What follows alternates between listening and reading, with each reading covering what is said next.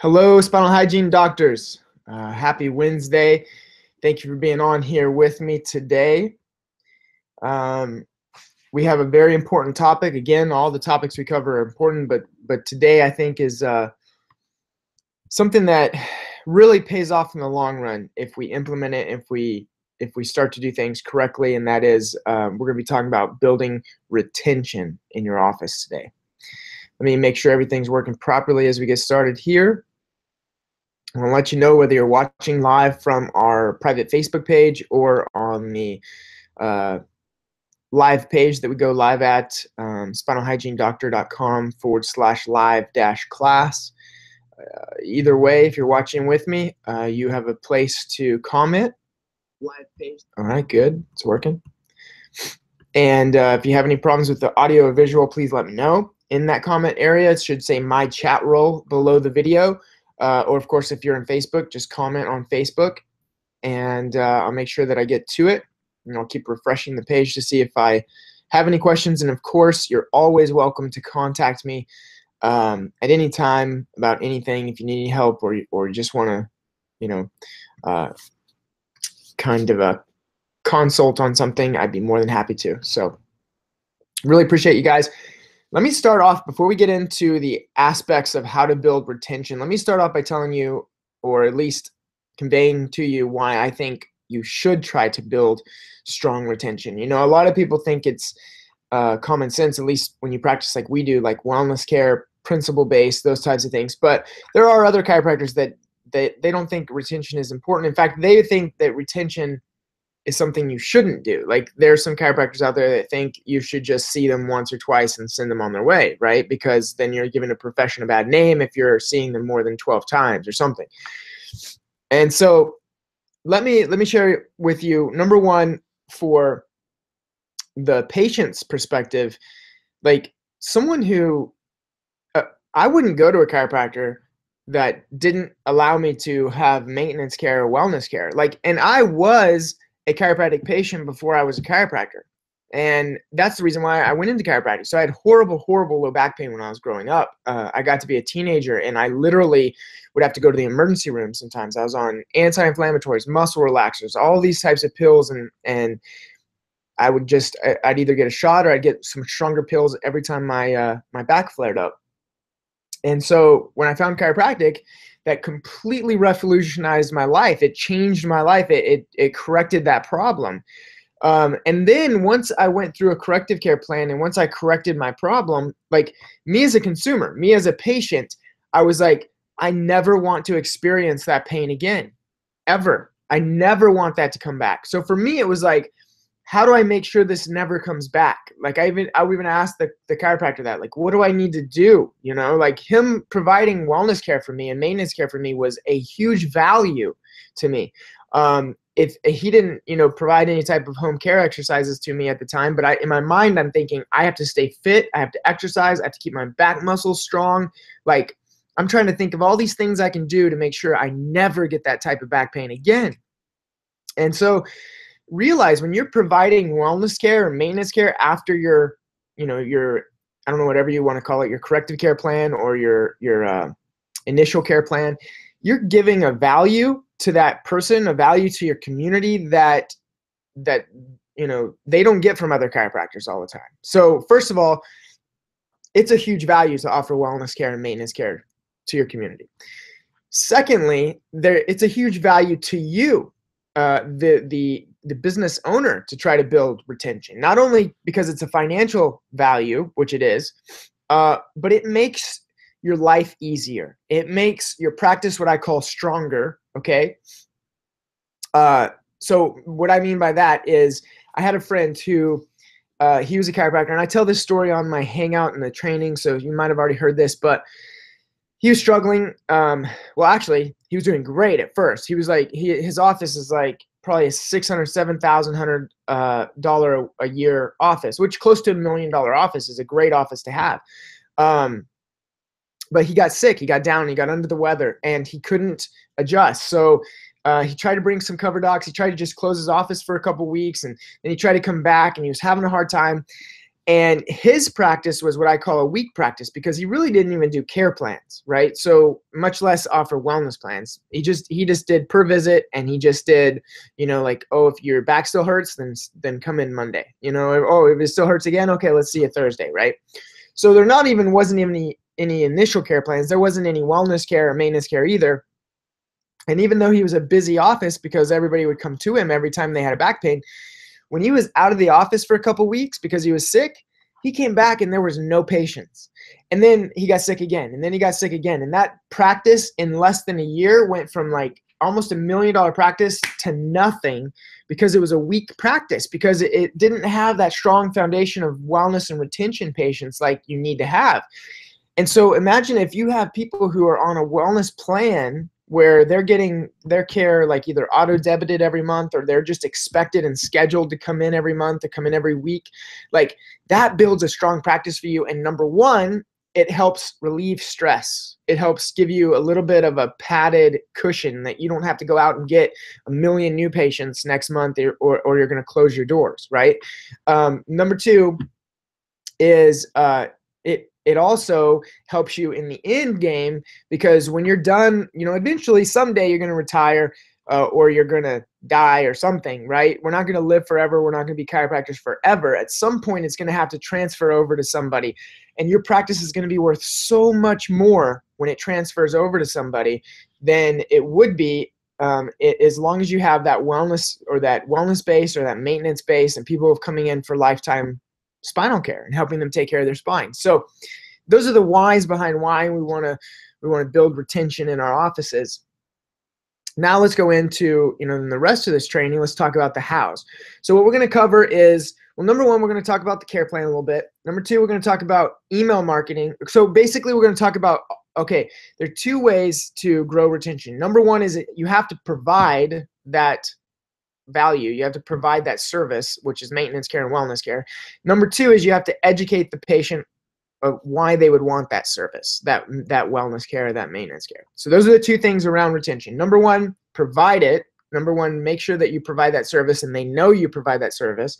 Number two, educate that patient or that person why they would want that service that you provide. That's simple, simple, simple. Those are the two things. Now let's dive in even deeper. What we'll talk about first is the care plan and the verbiage around letting them know that you have that service. What we're going to talk about next are the specifics about how to educate them, on why they would want that service, like your emails, your social media, your waiting room DVD, your table talk that you do, your workshops that you do in your office, your home instructions and home care kits that you give your patients. And then also, when we go through each one of those, I'm going to show you as best I can how to automate each one of those things, because you don't have time to do each one of those things and perfect each one of those things. You might have enough time to set one of those things up, okay? You want to set it up, but you don't have time to run it every single day. So we have to make sure that we automate this system. And then if we can do each one of these things as much as we can possibly do, that means we're saturating that patient with education while they're in our office, okay? So let's talk about number one, begin with the end in mind. Now, I talk about this again on our webinar trainings. You might have been on one, and hopefully you all have this sheet. Let me go ahead and share it here. Wait a minute. Yeah, I'm going to share my screen so you can see this sheet that I have here.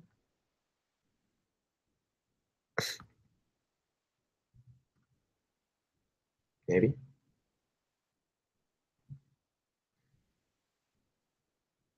Okay, here we go. Now, you should already have this. If you don't have this, please contact me. I will make sure you get this. I'll post it I'll post it in the members area. But this, and I have an editable version of this. I have a Word doc. It's a little bit of work for you, Doc, because when you open a Word document, like in any computer, the formatting is going to be a little bit different and a little weird. So you have to move the boxes around to fit, and get it to print off correctly. And that's been a little bit hard. So I'm working with a software engineer to actually design this this initial care plan so that you can edit it in a software. right? So you can edit the colors that you want. You can edit your logo. You can edit the words, the names, the numbers, everything. And then you'll be able to press print, or you'll be able to press export, and it will export it into a PDF for you. And then you can print off that PDF. That will be so cool once I get that done for you guys. And then you can change and add whatever it is that you want on here, and edit the numbers, edit everything. And you can even edit the colors if it's something that you want to do. I use these bright colors just because, you know, I like them. But okay, so this is the care plan, and this in the green there is my corrective care plan. And when patients come in, they are going to get recommended a corrective care plan. Now, it's up to them after they get done with the corrective care plan if they want to start my wellness or maintenance plan. That's totally up to them.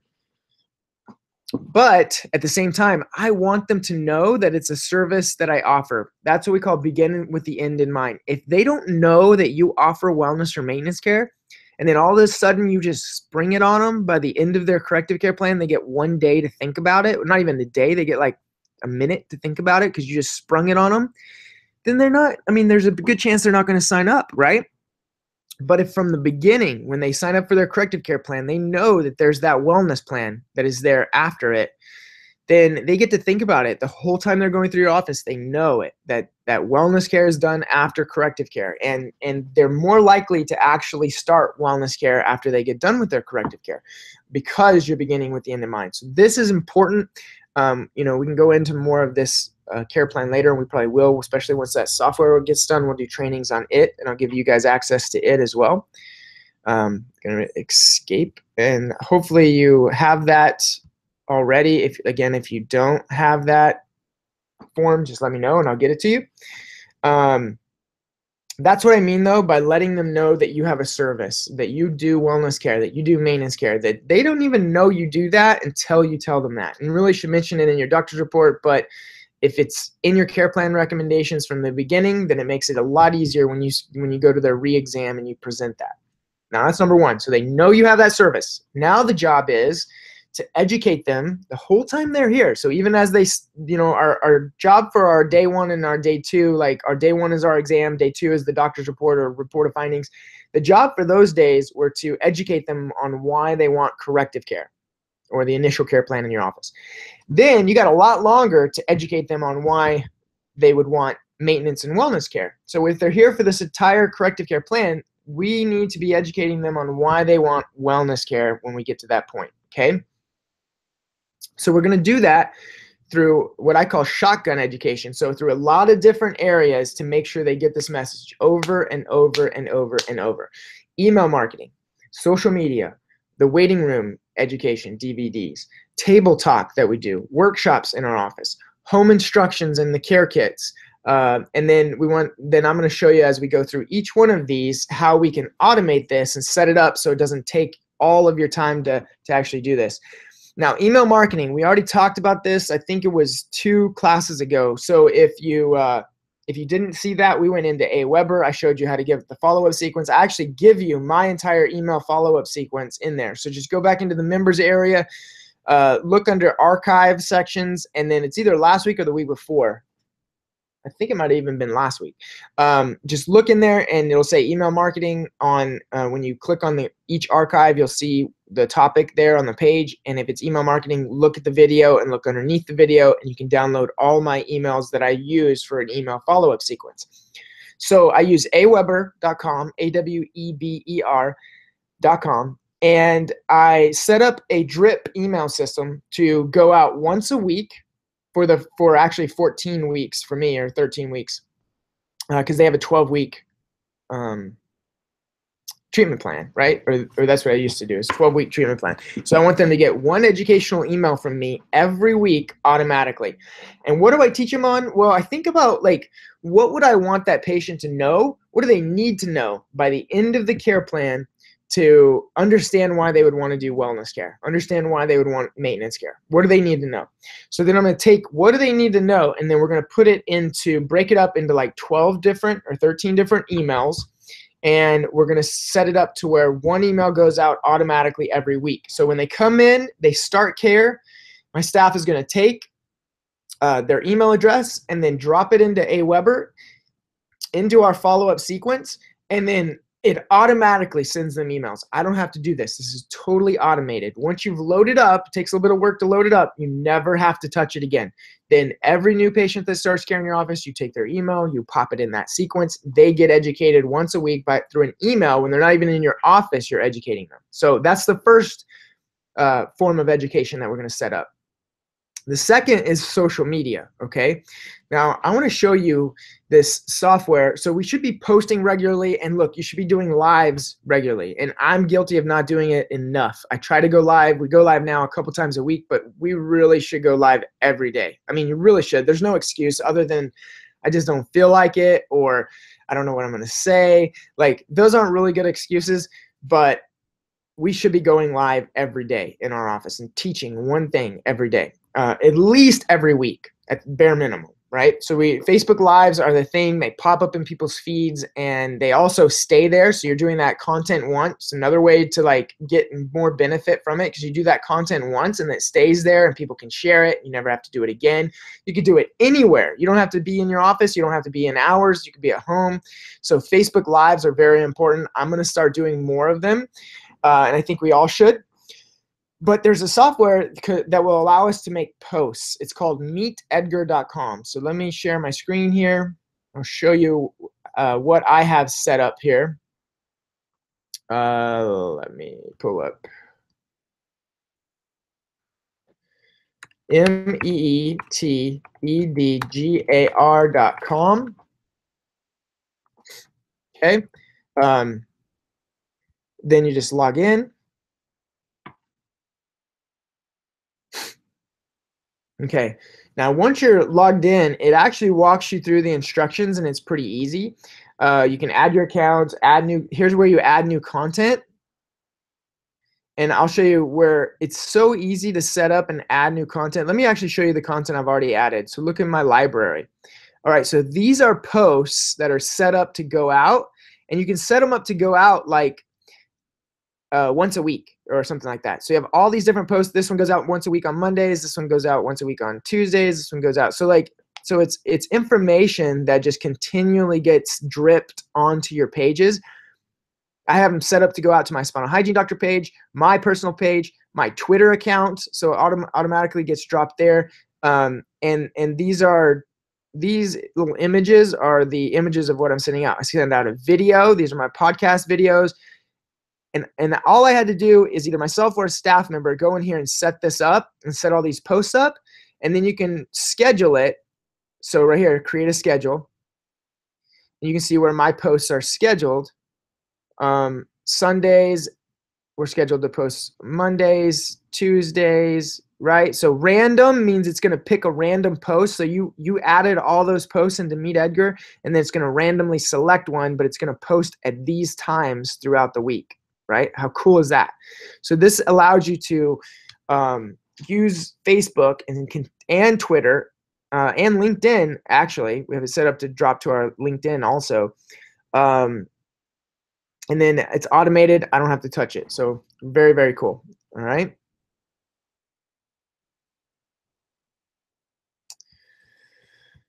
All right. I'm going to stop sharing here.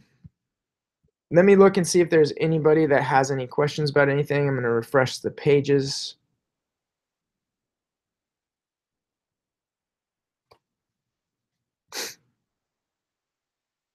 Okay, good. So if you do, just let me know. I'll look into the Facebook group. Okay, no, good. All right.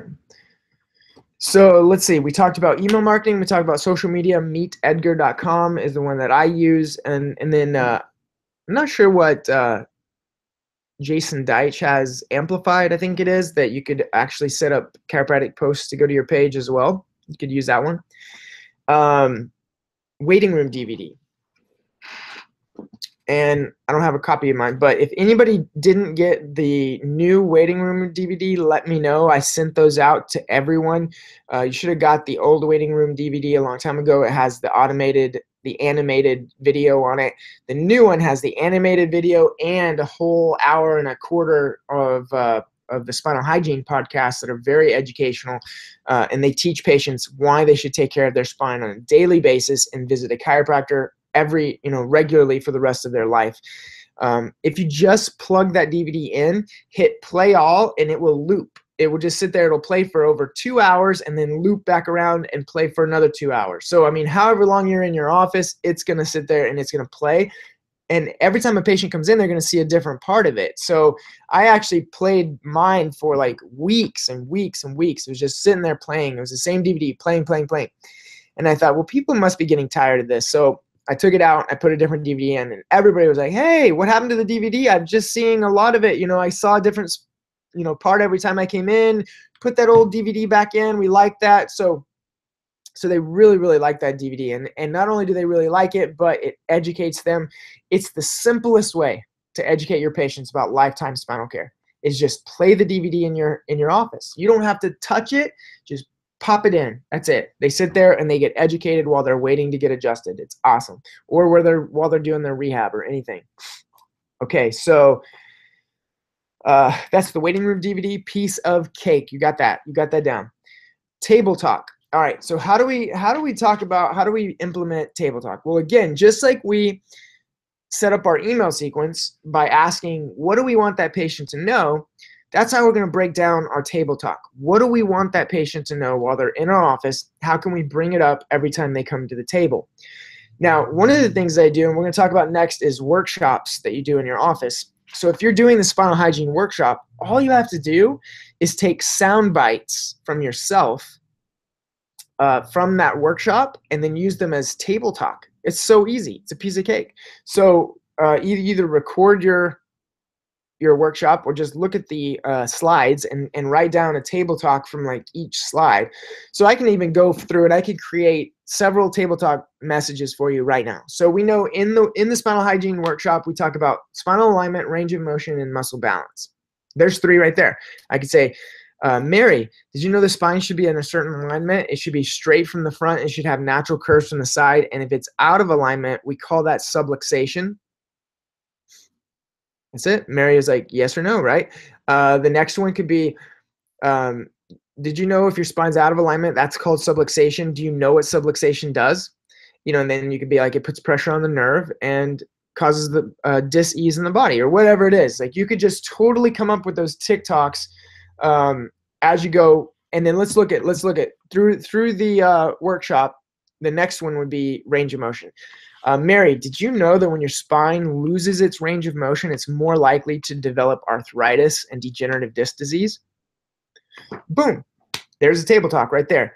Let's talk about balanced muscles. Mary, did you know that when your muscles are fit and balanced around the spine, it helps the spine stay in a better alignment? Boom. You could take each part of those. So the science behind each of those, we could say, let's see, Mary, did you know your spinal joints need a process called imbibition? Do you know what imbibition is? All right, let me explain it. Imbibition is the pumping or moving of the disc that helps fluid flow in and out of that disc. It helps keep your spine healthy. Every time we give you adjustment, we're promoting good imbibition. And so you just take your workshop, take your education, put it in the sound bites, and then that's what you use for your table talk. And you're feeding them information. Can you see we're only like halfway through right now of all the different ways to educate patients? And you can already see how they're going to get drip, drip, drip, drip, drip, drip of this education through the whole time they're in your office. And they're going to be so much more likely to sign up and to stay for wellness care if they know why they need wellness care. The next thing are the workshops. We mentioned these. We do 2 workshops. You could do 2 workshops a month. One of the workshops we do is a dinner workshop. We do that the first Monday of every month. That brings in a lot of new patients. And I highly recommend that you do that. If you have any questions or anything about the presentations that are in the members area, let me know. And then the other workshop can be your spinal hygiene workshop, and that's teaching patients about lifetime spinal care. And I would recommend you do that one on the 3rd Monday of every month. So, and you can do it any day, dude. It does not matter the day, it does not matter the time. Pick a time that fits best for you. Pick a day that fits best for you and do it then. And your patients will come to those. But we do ours first Monday of every month, 7 p.m. Actually, it's 6:30 p.m. and then the 3rd Monday. of every month since 6 or 6:30 p.m. Okay. Workshops are great because your patient actually gets interaction, gets to ask you questions. You're teaching the exact same thing. You'll see inside the members area the PowerPoints that you can go through, and even a video of me giving that presentation and training on that presentation, so you know exactly what you need to do. All right, home instructions, and this is the whole reason why we create the spinal hygiene kits, is because when you're educating about these kits, you're teaching them basically like dentists teach them to brush their teeth. Like, you're teaching them to take care of their spine when you're giving them these kits, these home care kits. It literally is the toothbrush of chiropractic. It's like you're coming to me for adjustments and alignments and for correction of your spine. Like dentistry, when you go to a dentist, you get your cavities corrected.